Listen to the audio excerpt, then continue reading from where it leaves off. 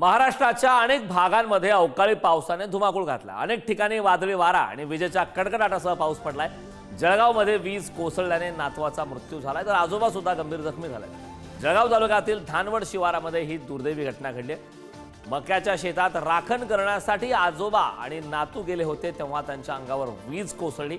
या दुर्दैवी घटनेमध्ये 15 वर्षाचा नातू अंकुश राठोड याचा जागीच मृत्यू झाला आहे, तर आजोबा शिवाजी राठोड हे गंभीर जखमी झालेत। जखमी शिवाजी राठोड यांच्यावर शासकीय वैद्यकीय महाविद्यालयात अतिदक्षता विभागामध्ये उपचार सुरू आहेत। या संदर्भात ताजे अपडेट देण्यासाठी आपले प्रतिनिधी सचिन गोस्वामी आपल्यासोबत जोडले। सचिन, धक्कादायक अशी घटना आहे, जळगावमध्ये वीज कोसळून खरं तर 15 वर्षीय मुलाचा मृत्यू झाला आहे। आजोबा सुद्धा गंभीर जखमी असल्याचं कळत आहे। काय सांगशील सविस्तर या घटनेवरची माहिती आणि सध्या आजोबांची प्रकृती कशी आहे? निश्चितच, कारण आपण जर बघितलं तर काल सकाळपासूनच जळगाव जिल्ह्यात ढगाळ वातावरण होते आणि हवामान तज्ज्ञांनी देखील काही भागात पाऊस पडेल अशी शक्यता वर्तवण्यात आली होती।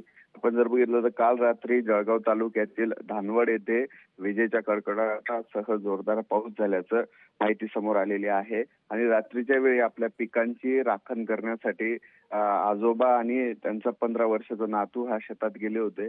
शेतात अचानक पाऊस सुरू झाल्यानंतर घराकडे येत असताना अचानक विजेचा कडकडाट झाला आणि त्यांच्या अंगावर वीज पडल्याने अंकुश राठोड हा 15 वर्षीय मुलाचा जागीच मृत्यू झालेला आहे। तर त्याचे जे आजोबा आहेत शिवाजी राठोड ते गंभीर जखमी झालेले आहेत। त्यांना पुढील उपचारासाठी जळगाव शासकीय वैद्यकीय महाविद्यालय आणि रुग्णालयात भरती करण्यात आला असून त्यांच्यावर उपचार सुरू आहेत।